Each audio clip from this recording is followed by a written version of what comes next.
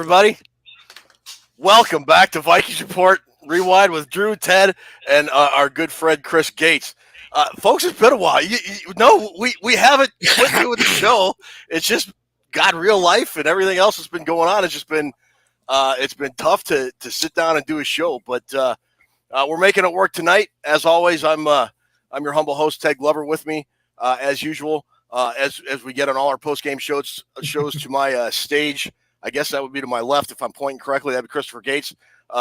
Directly below us, one Mr. Drew Bunning, and making it all happen behind the scenes, Ruby Toonces the Talking Cat Bunning. Gentlemen, how are you? How have you been?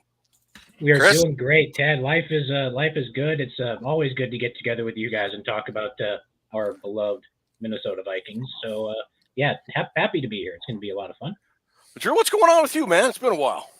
Well, I got 13 days left here in California, and we got, 112 days until football season. Just getting ready to move. You see behind me all my stuff I had for the Viking stuff. It's all packed away, ready to go. Yeah. And other than that, I don't really have anything too intelligent to say. It doesn't really fly on this show anyway. Yeah. I was going to say that's never stopped us before. Of all the things we're known for on this show, intelligence is not one of them. That's for sure. No. I am looking forward to talking Vikings with you guys. The shows have been kind of sporadic lately, but hello to everybody tuning in. I want you to know Ted and I will get this going. Let them know, Ted. We're going to get back on track. We got a busy June, though.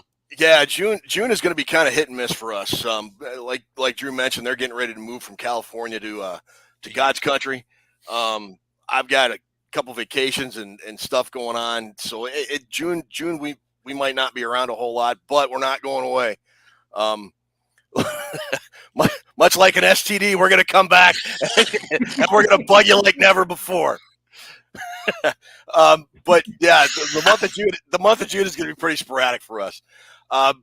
With that said, if you wouldn't mind, go please check out Purple Pain Forums, our official affiliate on the internet. For Vikings Talk and Vikings Gab. Great website, great people. VikingsReport.com is our website where you can see our prize vault, which we are giving away a prize tonight. Again, to enter, all you got to do is just make a comment and you're entered for tonight's prize. We're going to spin a wheel at the end of what? Also, when we get to Missouri, we're going to revamp the whole prize vault. We got the Jordan Addison collection now and stuff. Oh, okay. All right, so it's a revamp coming, but we got a whole bunch of other stuff we got to do in real life before we get back to that. But we will. So again, just make a comment. You'll be entered to win. We're going to spin the wheel of destiny at the end of the show for one lucky prize winner. Gentlemen, it's been a busy couple weeks. Yeah. Since we were last on. Last time we were on, it's been, I think, almost 2 weeks exactly. We talked about we wrapped up the Vikings NFL draft. In that time, one all-time Minnesota Vikings legend has passed away. He was quarterback Joe Kapp. Drew, I see you're wearing, I think is that the Joe Kapp jersey or is that the Dante Culpepper 11? It's the Culpepper one, but I could say it's the Kapp one because you can't see the back. Joe Kapp was a little bit before my time, well, before all of us. But he is still regarded as kind of the epitome and the face of those late 1960s Minnesota, those hard-nosed Minnesota Vikings team that just dominated the cold weather in Met Stadium back in the day. And his passing was a sad moment for, I think, just about everybody who was a fan of the Minnesota Vikings. Yeah, absolutely. It's really tough to hear about that. I mean, Bud Grant recently, and now Joe Kapp, and I mean, it's just a part of life. But Joe, I mean, that guy threw 7 touchdown passes in one game. Still tied for an NFL record. He didn't even play the whole game. No. 3 quarterbacks played that day, and he had 7. Yeah, 7 different receivers, too, if I remember right, from looking at the box scores and whatnot. So he did, Teddy. He embodied that team, the 40 for 60. That's all, Joe Kapp. And I talked to some people that followed the Vikings pretty closely and said there was everybody was in full respect to Joe Kapp on that team. So and he was, I've seen some sentiments written from Ed White and Carl Eller, and it's a sad thing. And Joe was a hell of a football player. I mean, there's nobody that was tougher that's ever played quarterback. Wasn't pretty, but he got it done. And that 69 team, you could argue that 69 team, what maybe the greatest Viking team of all time. Yeah, it's very between them or 98. Yeah, I would agree. That's a lot. That'd be a healthy debate to have. Right. What one thing that I remember about hearing about Joe Kapp is my dad was a Vikings fan, and he was a fan during the time, and he said he was the toughest son of a bitch to ever wear a Vikings uniform. And when you look at all the guys that have played for the Vikings, the Purple People Eaters, those great defenses in the '80s, even guys up to this day, guys like Harrison Smith and whatever. That's quite a compliment in terms of coming from my dad who just never liked anybody.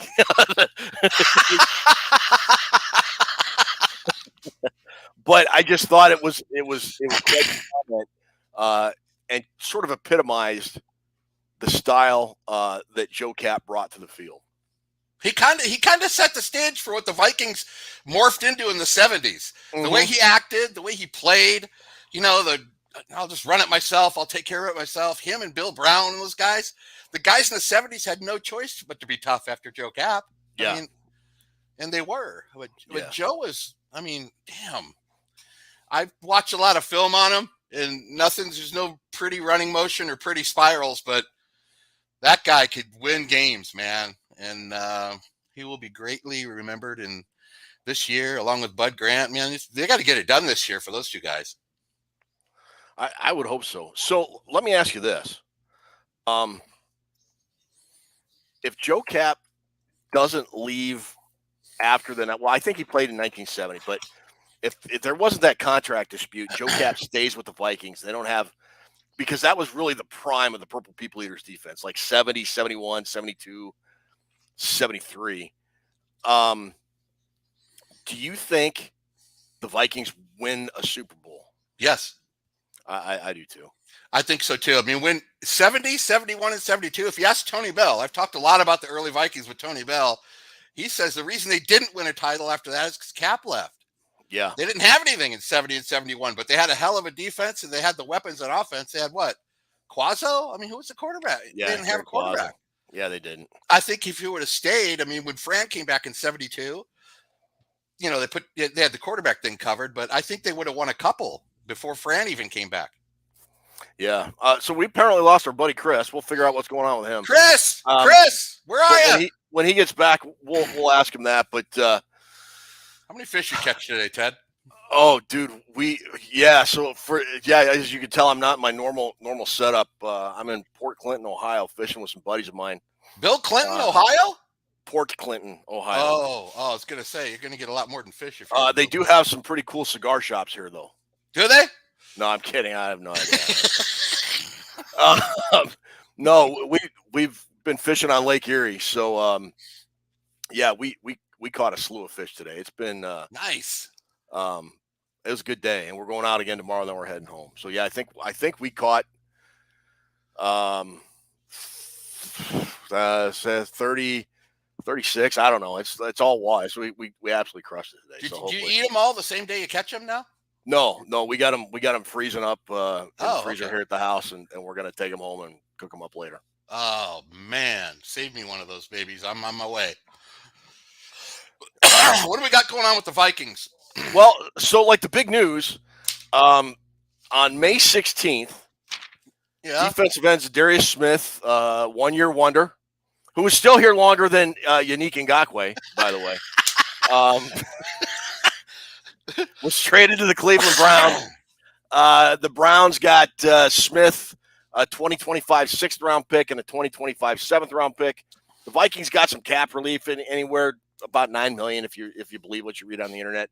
And they got 5th-round picks in 2024 and 2025. There's a lot of wailing and gnashing of teeth about this trade, Drew. What are your thoughts on that trade? Yeah, what are your thoughts on I think it's a good trade for the cap space, and like I said, there's one thing for me, and this is me individually, that trumps everything else, Ted. Contract, all that. If a guy doesn't want to be here, get rid of him. And that's Bud Grant. Bud Grant had the same attitude. If you don't want to play for this team, all contract crap aside, then go. You don't want that on any sports team. If a guy doesn't want to be there, don't let him be there. So I kind of the particulars of the trade. I think people, they don't want to. We didn't get enough. That's something I could discuss with you and Chris. I mean, didn't we? But the cap relief is one thing. But for me, overall, if a guy doesn't want to play here, he don't want to play here. No matter what, you got to get rid of him. You know why I think people thought the Vikings didn't get enough in return? Because of that trade with the Lions in the first round a couple of years ago? No, and real quick before I give you my answer, we've got over 100 people in our room right now. Hey guys, come say hi, make a comment. You'll be eligible to win a prize. And look at that, Chris Gates is back on. He improvised his app and he overcame. Look at his name. The wonder of live broadcast, ladies and gentlemen. That was we're working without a net here, apparently. So, Chris, I'll come back to you. But I think we're talking about the Za'Darius Smith trade now, and whether the Vikings got enough in return or not. And I think a lot of the reasons people think the Vikings didn't get enough in return is because they have these mock draft simulators now, and all offseason, people were making trades for Za'Darius Smith for 3rd and 4th round picks.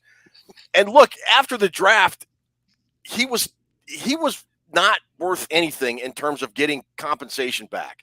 I mean, you could talk, he had 10.5 sacks last year, all that stuff, but everybody knew he was as good as gone. So the fact that the Vikings could get a day 3 pick, much less 2, plus they get $9 million in cap relief, I think it was, was a good trade, I think, for the Vikings. I don't really – the 6th and the 7th they had to give back, so what? They're 6th and 7th. I'd rather have 2 5th-round picks than a 6th and 7th pick, Chris. What do you no, absolutely. Absolutely. I'm still here. See, okay. My name says. You're in stop motion? Looks like you're in Clockwork Orange or something. Yeah. I could be at this point, but no. I mean, when the offseason started, there was a story that came out that Za'Darius Smith wanted to be released or something or another, and the Vikings could have done what the Packers did last year and just dump him and not get anything in return and eaten the salary cap space and whatever else. And but Kwesi, to his credit, for a guy who had said he had no intention of coming back to play for the Vikings and whatever, he actually got something. He gave the team some cap relief with the extensions they've got coming up, Jefferson, Hawkinson, whoever else I might be missing off the top of my head. They need that space at this point. But yeah, I think Kwesi did about as well as you could have hoped for. I mean, he did upgrade a couple of picks. He went from a 6th to a 5th one year and a 7th to a 5th the next year, I believe it was, if I remember the terms correctly.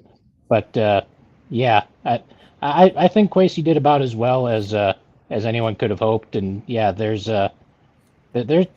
I think I said it right after the trade or something. I can't remember when it was, but the thing with Minnesota Vikings fans, as always, is that we're not happy unless we're not happy. We're just looking for stuff to rip people for, and whatever it is, it's bad. Yeah, Chris, you're getting complimented on your Max Headroom impersonation. I don't know how anybody knows that reference with your stop motion. Looks like you're all caught up now, though. I remember Max Headroom.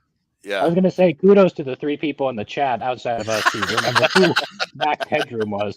All right, so Drew, you said if a guy doesn't want to be here, then you need to get him off the team, and I agree. And it was he said he didn't want to go, and then there was a report that he put his house up for sale, and then like the kicker, which is like the bat signal for guys not wanting to play for a team anymore.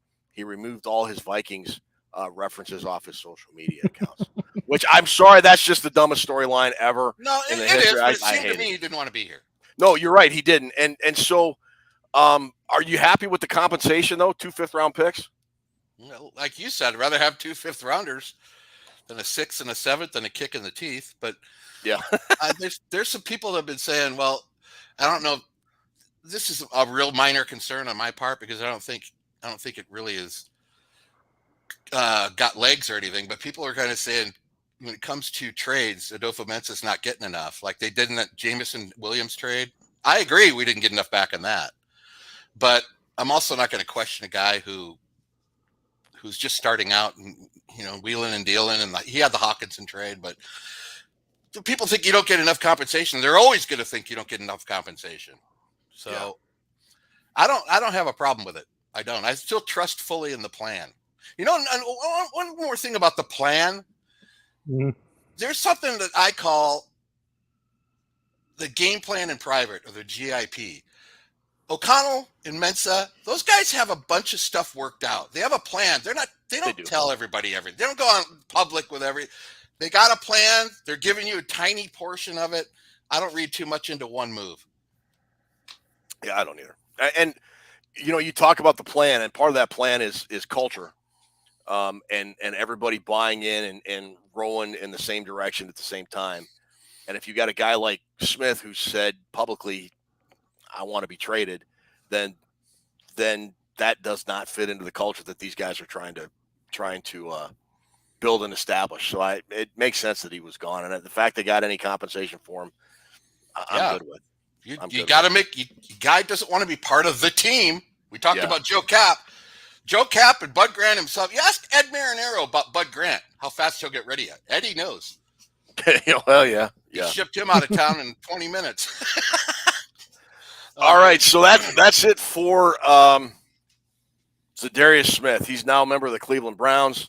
Well, one last thing. Do you think this is going to adversely affect the defense and the pass rush and the ability to put pressure on the quarterback in 2023 for the Vikings defense, Chris? And we've lost Chris again. So, Drew, do you think that will hurt the defense? Who's taking his spot, Ted? Who we got lined up to take his spot? Well, they got Chris no longer here. They got Marcus Davenport, I guess. They've got Patrick Jones II. I'd have to pull up a roster. I'm not real worried about it. Here's the thing: the defense was 31st or 32nd in the NFL in just about every major statistical category. Right. So, I mean, getting rid of guys that were on one of the worst defenses in the NFL, I don't know how you can look at that as something potentially bad. Well, let me ask you this, Chris. Do you think, or either one, Chris or Ted? Ted, do you think they sat down and thought about cap space compared to what we're going to miss with the guy or how we're going to replace him? Did they weigh those two things out and figure did that make a decision about? I mean, Quasey's a Wall Street guy, so he does a cost benefit analysis on every move, I would imagine. Right. And I think that was a big part of it. I mean, look, Chris, I think Smith got half a sack the last 8 or 9 games of last year. It was something like that. He was NFC Defensive Player of the Month for October, and then after that, he just completely disappeared. It seemed. I know there was some of it he might have been dealing with a knee injury, but he was just not really there the second half of the season. That might have been the deciding factor, guys. Could have been. Could very well be. If he rallied up another 6 or 7 sacks, they maybe have kept him in the second half of the season. So I don't know. He's been injured the last 2 out of 3 years. It makes sense that they were going to move him. All right, so that's it for the Za'Darius Smith stuff. The other big piece of news that happened since we've been kind of moving and shuffling with our lives here is the NFL schedule was released on May 11th, and the Vikings schedule. We're going to go over. We're going to take it down. We're going to break it down by 4-game chunks in the last, 4 games, and then the last 5 games. Just overall, what's your overall impression of the Vikings schedule? Do you think it's a favorable schedule, not very good, tough schedule, what? I think it's tougher than last year. But, you kind of look at where the away games get stacked up over each other. And there's only one spot we have that in, which is December 10th, and then Cincinnati the following week, Vegas, and then Cincinnati. But you know what? Every NFL team's good. I don't do the strength of schedule. I've never looked at any of that stuff because you don't really know what strength of schedule is going to be. I think it's a little tougher than last year because other teams are getting better, but when I first glance at it, the first thing I think of is it's a little tougher than last year, but you know what? Vikings can win some games on here. All right, Chris, before I get your thoughts, again, we got almost 250 people watching, which, okay, cool. That's awesome. Don't get me wrong. If you want to be eligible to win a prize at the end of the show, just make a comment here in our live chat. Chris, what are your overall thoughts on the Viking schedule? Yeah, I mean, I think it's relatively I mean, I think it's a more difficult schedule than last year. I mean, I think part of that is because we're matched up against the AFC West, which is probably going to be pretty good this year. And I do like the fact that the bye is pretty late in the season to kind of give people a little bit of a rest before the final home stretch. I think there's only one spot this year where we get 2 home games in a row. I can't remember off the top of my head, but I think it's late in the season we get Detroit and Green Bay home games. Yeah, we finally get back-to-back home games. The 2 of the last 3 weeks of the year. But I think it's interesting that they mashed the Vikings and the Lions up in 2 out of the last 3 weeks of the season because they apparently think that that's who the division is going to come down to this year, I guess. So I mean, that you can't fault them for that. I don't reckon, but yeah, it's going to be interesting. I think going forward. Well, I'll tell you what. Let's go ahead and break down the schedule. We'll take the first 4 games. Last year, real quick. Oh, yeah. Ted had 9-8. Chris Gates had 11-6, and I had 11-6. And that was last year's how close we are. So none of us were right. So people out there don't expect anything from us. Yeah, we're not splitting atoms here, folks. We're not splitting Absolutely atoms. Not. All right. I'll never be mistaken for J. Robert Oppenheimer, which is a movie I really want to see, by the way. Anyways, with that said, week 1, September 10th at home against Tampa Bay. I got that down as a Vikings win. I don't know about you guys. I mean, Absolutely. Tom Brady's gone. It's now the Baker Mayfield show in Tampa. Yeah. No, Go Vikes. I absolutely agree. I think this is a good one for the Vikings to start off with. The NFC South was a mess last year, and I don't think replacing Tom Brady with Baker Mayfield is going to make things a whole lot better for Tampa Bay. So, I think this is a good one for the Vikings, and I think they're going to start off with a win here as well. I got them down for a win. It seems like 2 teams going in different directions to me.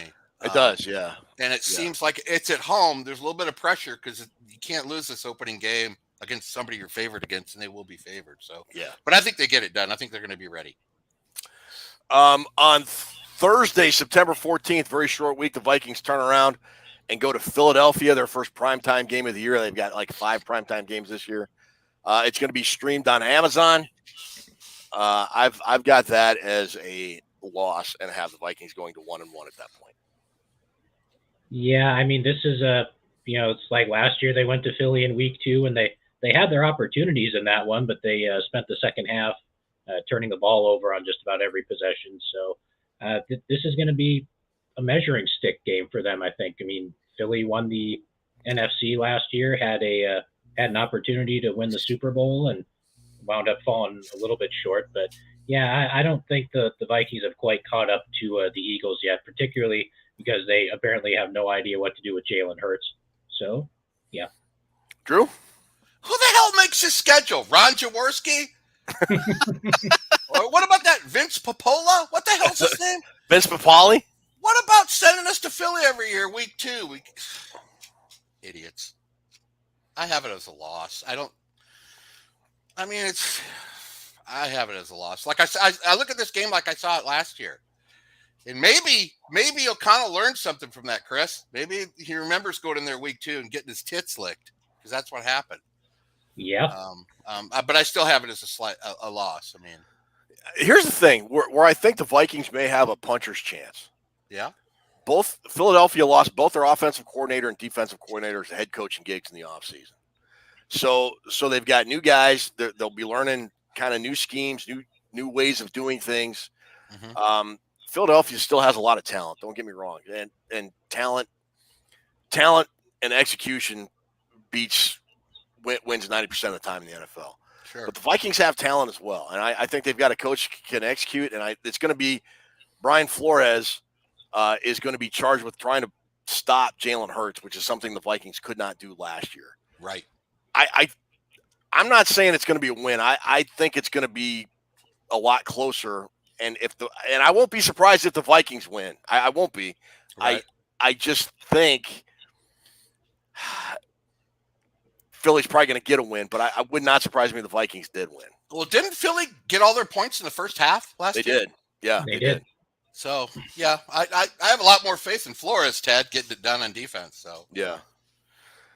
Week 3, the Vikings return home to play the Los Angeles Chargers. How do you guys see that game? Drew? I see that game as a win. Okay. I see the game as a win. I mean, the Chargers they're putting together a pretty good thing there in San Diego, but every year they finish lower than what people expected. I think after they're going to have a long rest between the Philly game and this game, and I think Kevin O'Connell takes advantage of long rests more than Mike Zimmer did. So I see us, regardless of what happens in Philly, I see us really ready to play this game, and I have the Vikings down for a win here. Chris? Yeah, I think I got to agree with Drew. I mean, it's going to be this is one of those games where something weird is going to happen just because, it's the Vikings and it's the Chargers, who are basically the AFC Vikings. in the fact that they're basically incapable of playing a normal game of football for 4 quarters. Totally. So something weird's going to happen, and hopefully the Vikings are on the right end of it. But like Drew said, it's going to be a long week for the Vikings after the short turnaround against the Eagles, and I think Kevin O'Connell is going to use that to his advantage. So I think the Vikings come out of this one with a win.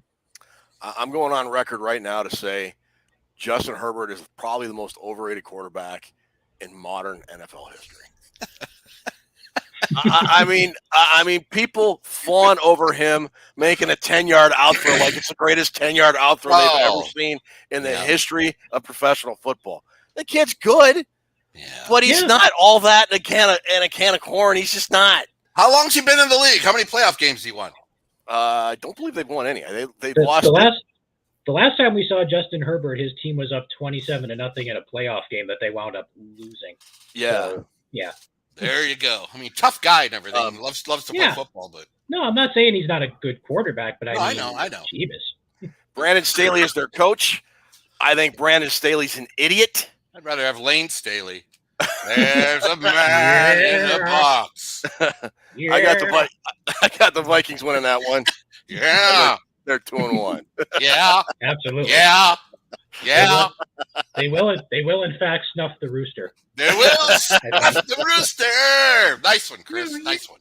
Sweet. All right. Wait, Chris, you have that as a win. What about you, Ted? I win. I got him at 2-1 at that point. All right. All of us are right on the same page the first 3 weeks. We're 2-1. All right, week 4 is the Adam Thielen revenge game as the Vikings travel to Carolina, although it won't be the Adam Thielen revenge game because he'll be on IR by then. Vikings pull win. Bryce Young, he's actually 5'6". I don't know if you saw the mid-cap footage from Carolina. Dude looks like he's 12 years old out there. Sick. I've eaten burritos bigger than that guy. God, he's shorter than Peter Dinklage from Game of Thrones, for God's sake. Wow. 3-1. Vikes win that game. 3-1. Yeah, Dinklage. I think the Vikings win that one. Yeah. I have the Vikings down for a win. I mean, they're still getting things together in Carolina, and Bryce will throw 4 interceptions that game, and because he's still learning, and he's Peter Dinklage, so he can't see over the line. So we'll have it for a W. Okay. All right. So at the quarter poll, I think we all have the Vikings at 3-1 at that point. Yes, we do. Yep. All right, week 5, Vikings come back from Carolina, play Kansas City. Defending Super Bowl champions, Patrick Mahomes is already an all-time great quarterback. I think the Vikings will put up a fight, but I don't think they're going to win that game. So I got them dropping to 3-2. Yeah, I think I kind of agree. Although I will say that this kind of reminds me of when we did the schedule show last year, and we got to the part of the schedule where it said the Vikings were going to Buffalo. And we all kind of unanimously said, yeah, they're going to go into Buffalo and get destroyed. Yeah. And they wound up winning that game. So, weird things happen in the NFL. But, if things go the way they probably ought to go, I don't think the Vikings win this one. I think they lose and drop to 3-2. We dominated Buffalo in that game, Chris. There was no luck involved whatsoever. No. Yeah. Come on, man. We outplayed them from the opening gun to the end. We sure did. I have the Vikings on a win. Because every year there's a game. Wow. Every single year since I've been, what is it, knee high to something? A grasshopper. Okay, yeah. Chris, you got it. There's a game on there we should have lost that we win, Ted. Knee high to Bryce Young. Knee high to Bryce Young. And I know Mahomes' dad pitched for the Twins. I know all that. Every year there's a game on here that we win that we should have lost, and it's also one that we lose that we should have won. And this is the one that we're going to win that everybody thinks we're going to lose. This is my Bills game that Chris mentioned last year. Okay. I'm putting this down as a win. Okay.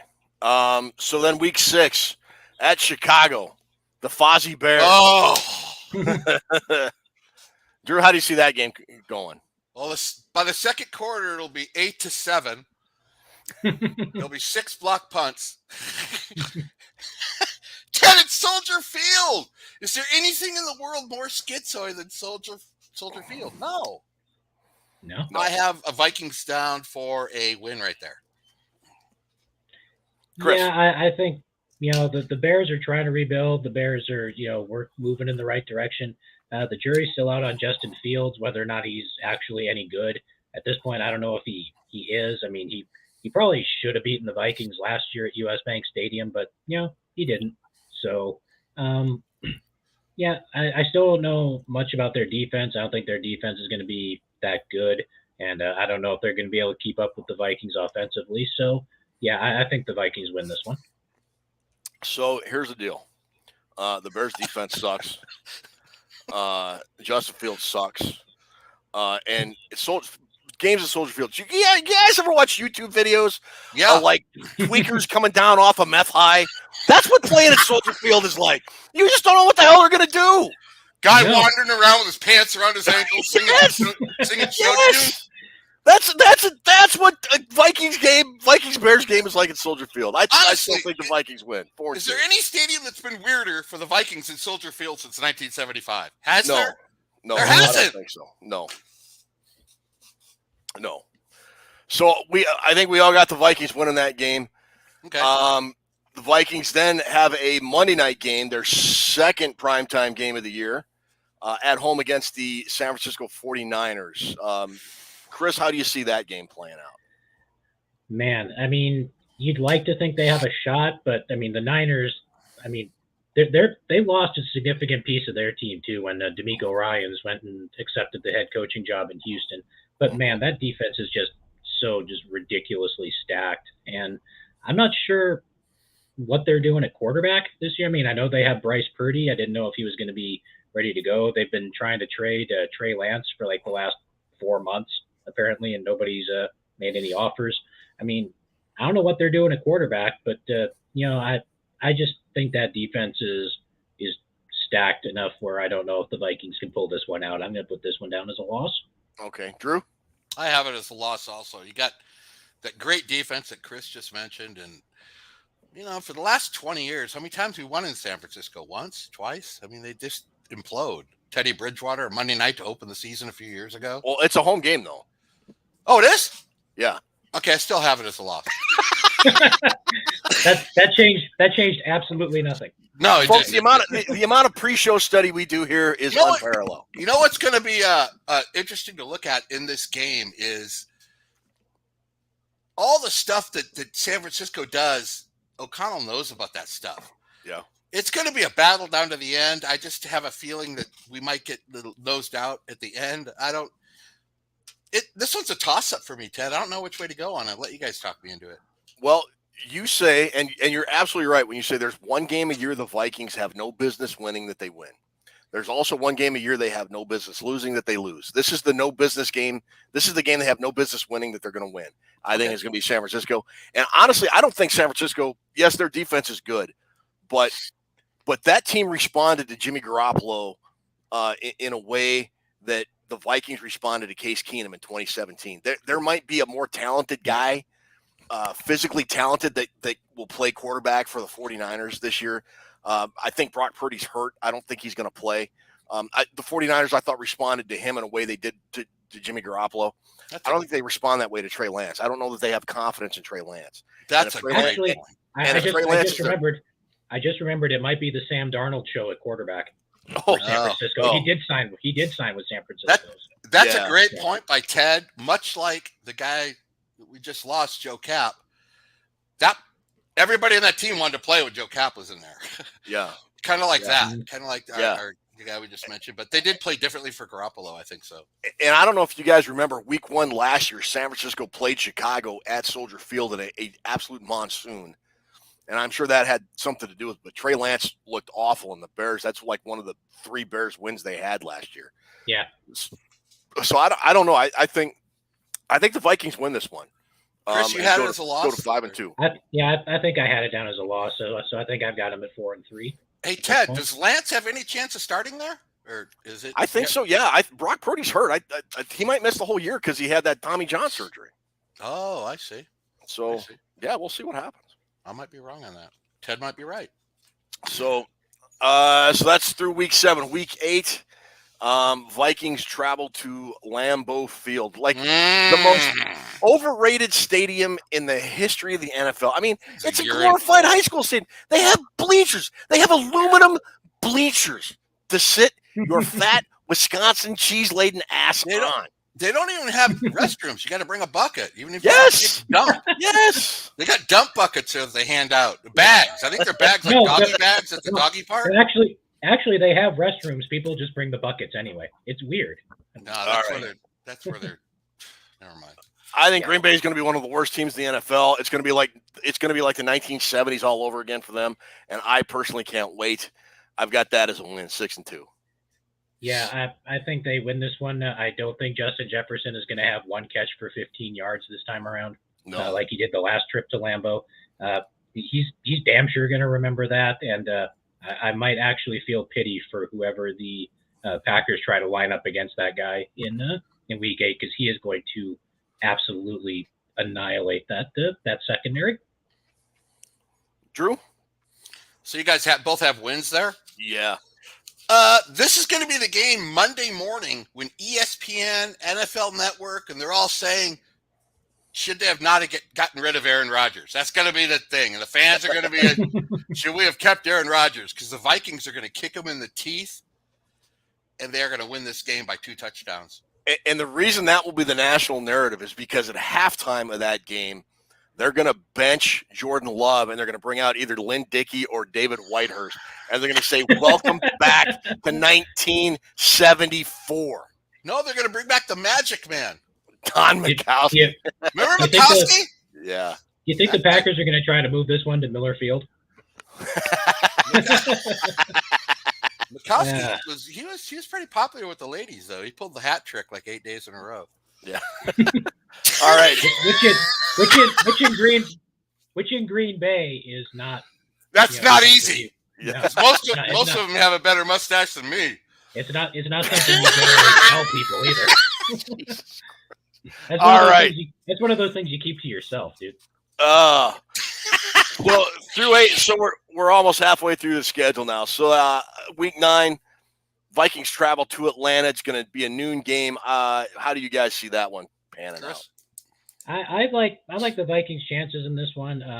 Again, I mean, it's part of my extensive pre-show research. I have no idea who the Falcons quarterback is now. I think it's Ritter. Yeah, I know. Ritter? Desmond Ritter. That's who it is. Yeah, because I know Mariota started the year and then he wound up leaving. But the jury's still out on him.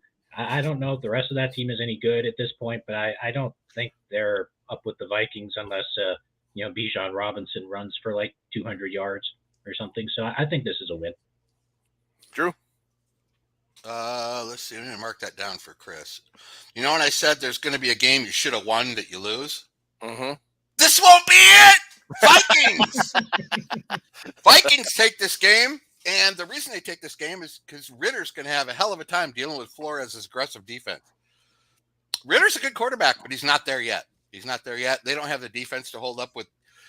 Addison will have 12 touchdowns by then. By what, week 8? So I have the Vikings down as a win. You got to win this game. These are the ones. Yeah. There's a few on here, Ted. If you don't win, you don't deserve to go to the playoffs, and this is one of them.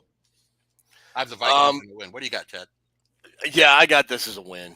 I mean, come on. The Falcons are terrible. They're just terrible. How's that for now? This is terrible. Well, they do have a unicorn for tight end. Oh, yeah. I forgot. The unicorn. Right. Yep. Anyways, but that's not going to be enough to overcome the superstar that Justin Jefferson is. I think the Vikings are going to win this game. Okay.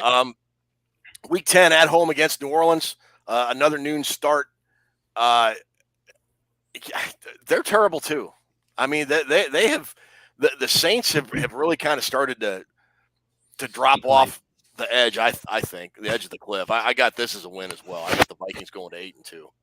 Absolutely, they're part of the NFC South that was just a complete mess last season. They sent a team to the playoffs with a losing record, and they went out and got smoked in the first round. And yeah, I don't think the Saints are any good. I mean, that they're on the rebuild as well, and yeah, and it's in Minnesota. If it was in New Orleans, they might have a shot, but no, I don't think the Vikings lose this one. Who's their coach? Hank Stram? I think they brought back Ditka. Remember Ditka trading his entire draft for Ricky Williams? Remember that? Imagine somebody doing that today. Oh, they would. Oh man, I liked it. I liked that move. You know what? Whether we play New Orleans or not, we're still going to win this game. I look at the Saints much like I look at the Buccaneers. They're kind of in that crappy transition. Yeah, where they're kind of muddling through to try to get back what they're. Every team has a 3 or 4 year window where they're really like competitive. Saints are still. They're not there yet. Put it like that. Vikings win. So after that, the Vikings travel to Denver. That is a Sunday night primetime game. And this is my one game the Vikings have no business losing that they will lose game. I have them dropping to 8-3. That's my take too. Yeah, I mean, it is an opportunity to face noted jackass Sean Payton in his new home, and he's going to try to get Russell Wilson back on track. Oh. I mean, Denver's defense is still really good, but I don't know.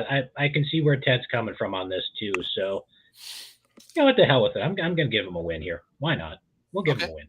I'm going to give them a loss for everything Ted Glover just said. It's exactly how I see it, man. There's a game on there where you're just going, we're doing the post game going, God, guys, could we have made any more mistakes than what we made tonight? That's what it feels like. It's on NBC. Right. NBC, is that a late night game? Oh, yeah. No, it's prime time. Sunday night football. Yep. Yeah. Okay. All right. Yeah, and is there a more Eddie Haskell irritating head coach quarterback combo in the NFL right now than Sean Payton and Russell Wilson? Jeez. Jeff Spicoli would say, "You dick." No, there isn't, Ted. And I hope we win this game. I really do. But this is a game I think it just things don't come together. And I can't stand Sean Payton. Remember he's doing a skull chant and then we won? Yeah. Yep. Stick that in your pipe and smoke it, Frankie Muniz. Nice. All right. Okay, I was given a bet by Lucifer. He said, "Can I read his joke on the air without laughing?" Lucifer? I'm gonna. Yeah. Something tells me you probably should read that.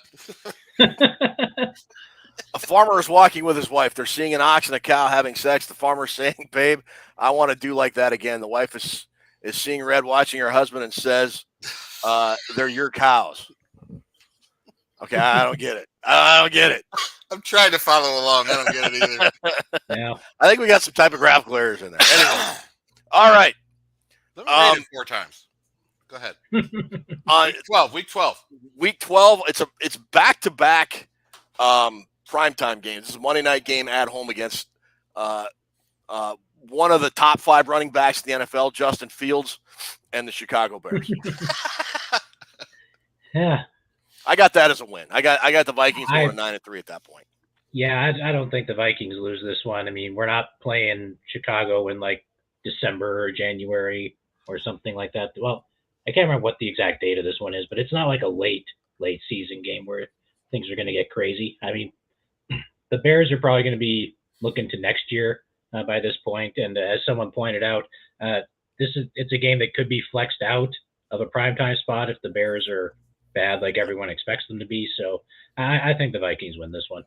I mean, the Bears have been looking to next year since like 1995, if we're being honest. Kind of like the Chargers and the Cardinals. Yeah.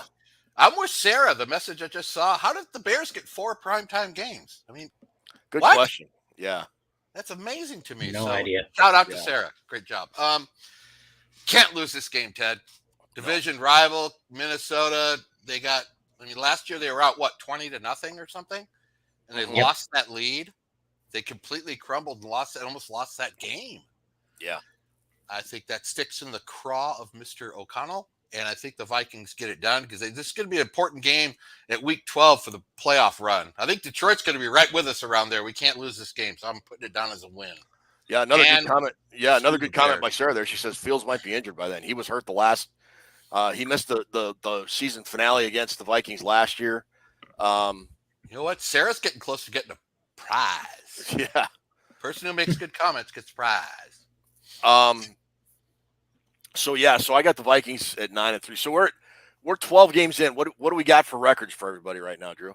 12 games. You got 9-3 for the Vikings. Yep.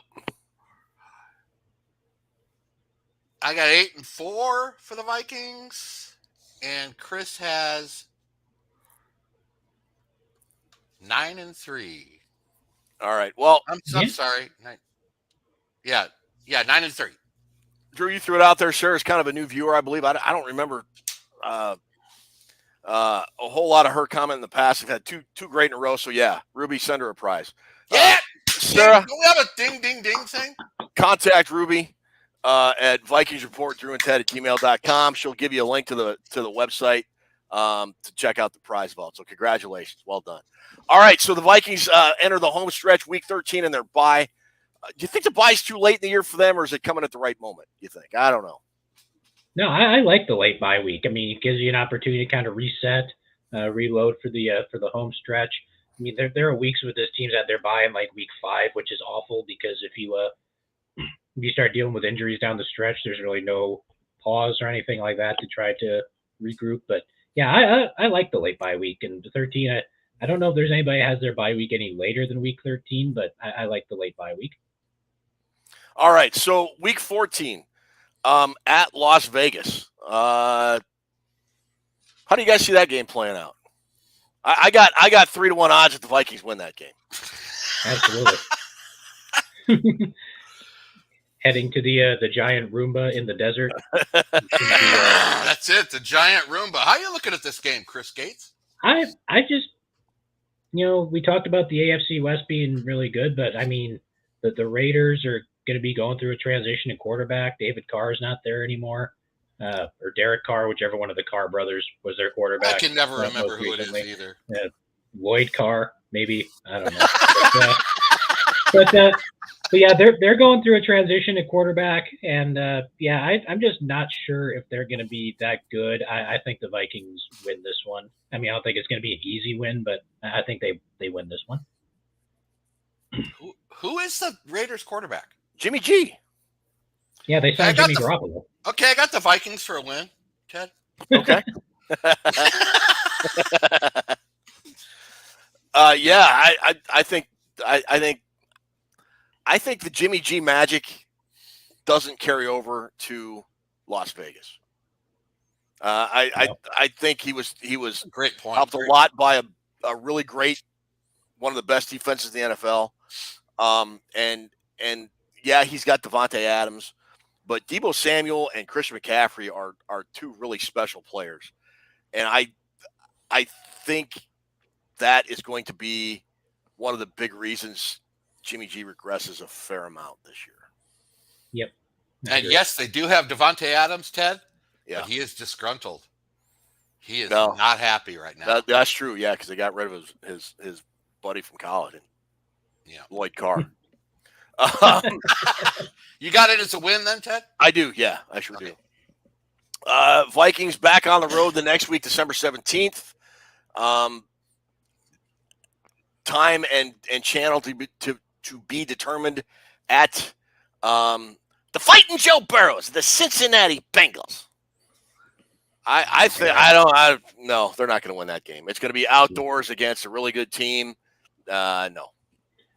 Yeah, I don't have the good vibes about this one. I mean, it's not like a couple years ago where they opened the season in Cincinnati and everybody was pissed off that they lost to the Bengals, to start the year, and then the Bengals were like 4 minutes away from winning the Super Bowl. Yep. We know now that the Bengals are really good. So, Sure. I mean, I don't think that I don't think they're going to pull this one out. Like Ted said, it's going to be probably going to be cold, crappy weather in Cincinnati. It's going to be, and Cincinnati's really good. So, I mean, yeah, it's hard to put this one down as a win. So I'm going with the loss. Both teams are good. They're going to be good, but I think Cincinnati is a little better right now, and I think they're going to make less mistakes. And usually these games come down to who makes the crucial handful of plays, Ted. I do see it being a pretty nip and tuck game. How's that sound? Good. But I have it as a loss also. This is one of the games that comes down to field goal at the end. Crowd goes crazy, and Cincinnati wins. One thing we didn't factor in that GMAC brought up, they got Irv Smith. We're in trouble with the Irv Smith revenge game. I forgot about that. He's gonna be hurt by week 6. It won't matter. I mean, and then John R. asked, what is the gotcha game on the Vikings schedule, the one you don't expect? He said, sorry, I joined late. John, for me, it was the Denver game. That's the one game a year I think the Vikings. Mine was Kansas City. And no, the game, it's not Kansas City. The game you think they're gonna win, but they lose. Mine was the Denver game, week 11. That was mine too. Chris, you remember what yours was? I can't remember. I'm not even sure if I've had one. I mean, I don't know. Okay. Come on, Max Headroom. All righty. So week 16, Christmas Eve, Vikings at home versus Detroit. Everybody's riding Detroit's jock right now because they won like six of their last 7 games or whatever it was, to include beating Green Bay at Lambeau Field the last week of the season, and not Green Bay out of the playoffs.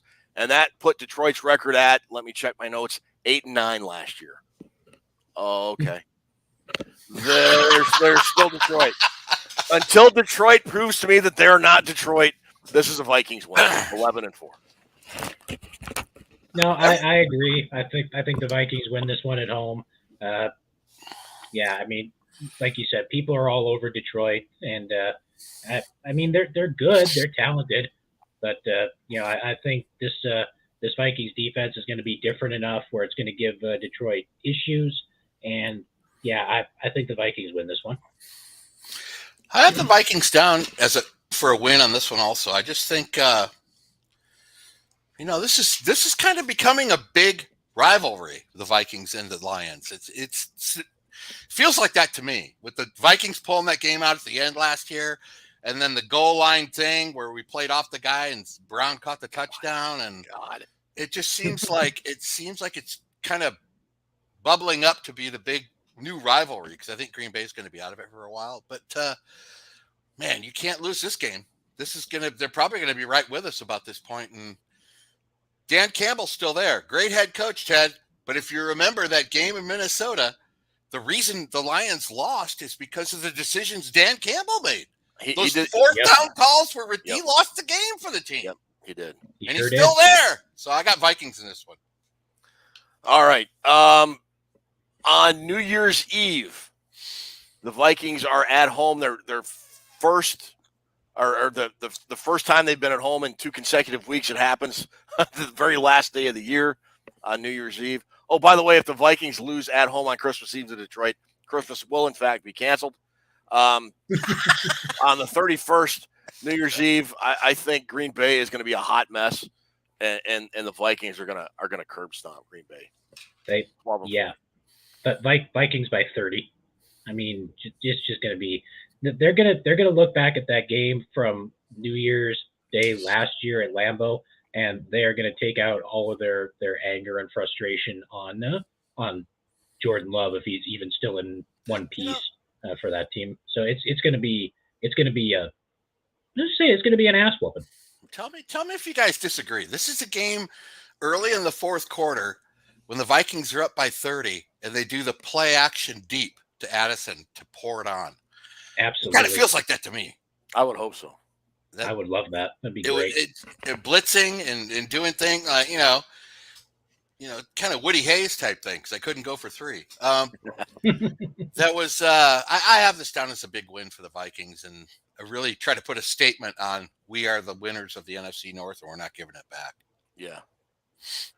All right, and the season finale, Sunday, January 7th. Big game. They're at Detroit. I've got that down as a loss, and I'm going to tell you why. The Vikings will have the division wrapped up. That will be a completely meaningless game. It won't affect seeding or anything else. And so what Kevin O'Connell is going to do, he is going to start rookie quarterback Jaren Hall and every possible reserve player he can to rest up his guys for the playoffs. So I got that down as a throwaway loss, 12-5. Yeah, I agree. I don't think this game is going to have any meaning for the Vikings. I mean, like you said, they're going to have the division wrapped up, but they're going to be in a spot where they can't get to the 1 seed because I think as much as I hate to say it, because I just much like the dude, I hate the freaking Eagles, man. But I mean, I think Philly's going to basically steamroll to the number 1 seed this year, and the Vikings aren't going to be able to change their station too much in this one, so they're just going to make sure that dudes don't get hurt, rest up for the wild card weekend, and this one's going to be a loss, I think, because it's not going to matter. All right, Drew. Sorry, guys, I got to win. I got Jaren Hall coming in, throwing 4 TD passes in Viking Nation, going crazy. And this is our new quarterback next year. We're on a roll. We're going to beat the Lions that week and really, really anger off their fan base. I got it as a win. Okay. All right. So that is our season schedule preview. I got the Vikes going 12-5. Drew, what do you have for you and Chris? I have 12-5 also. And Chris? I think we all wound up at 12-5, didn't we? 9, 10, 11, 12-5 for Chris. That's what all of us. 12-5. 12-5 right across the board, Ted Glover. All right. There you go. Go to Vegas, throw your money down on 12-5. And don't very nice. Blame us when you can't make your mortgage payment because you took our advice and gambled with it. Absolutely. Like we said, we have nothing intelligent on this show. No, for entertainment purposes only, unless you win. In which case you owe us a cut. We want our big, damn it. We're all at 12-5. That's kind of cool. But we have different games and different wins going different places. Wow. I'm impressed. Good job, you guys. All righty. Well, let's see here. I think that's 21-0. About GMAC. GMAC 21-0. Beat the Dolphins record. Nice. I would love that personally, but look, I'll be happy with 12-5 and make a deep playoff run. This is a big year for O'Connell, don't you think? I mean, what is he? I really think they didn't deserve. Well, I don't want to say deserve, but he's got a lot to work back from 13-4. Ted, I mean, I didn't expect that last year. So you know how fans are. If he doesn't go 13-4, you got to fire him. So I don't. Yeah. I mean, what do you think for year 2 for him and Kwesi and everybody? I mean, I think next year will be big for him because I still don't think Kirk is going to be back. It just doesn't seem like he's going to be back. They're going to extend him. So I agree in a sense that this is a big year because this is the last time he's going to have like a proven quarterback to get a deep run into the playoffs if he can. And that's going to be, I don't want to say starting from scratch or starting over. But if they don't make a deep run this year, it might be a couple of years before they do. Chris? Yeah. No, I agree. I mean, I think Ted's right. This is probably the last year of the Kirk Cousins era.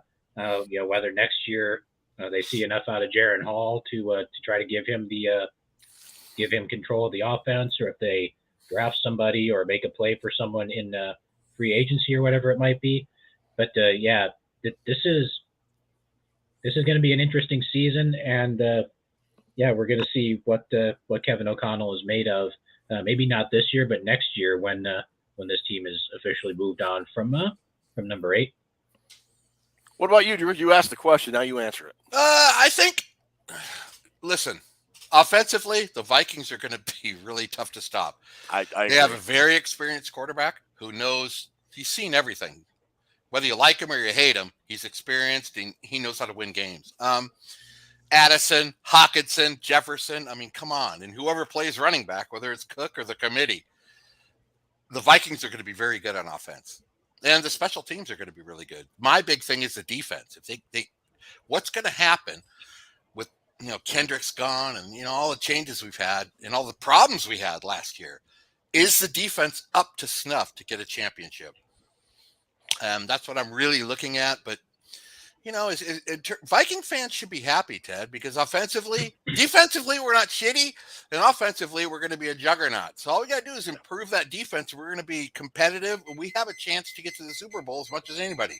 The franchise is finally trending in the right direction, I think, and they're heading up. So let's see if the defense can make a difference. I know they put a lot of work into corner. We got like 12 corners now, so I'm really hoping that defense can gel and come together. And I hope Scene and Booth and everybody, the Vikings, man, they're a player in this game. Don't think they're just a rebuilding team. They got a chance to win it this year. I don't buy the rebuilding down year at all for the Vikings. I think they're going to be. They may not have as many regular season wins this year as they did last year, but they're going to be a better overall team. I firmly believe that. You want a tasty tidbit from Drewster? Yeah. The Vikings will be over 40 points five times this year. Whoa, look at you. Jeebus. Mark it down, people. Sarah, G-Mac, mark that shit down because that's happening. Reggie. Reggie's all right.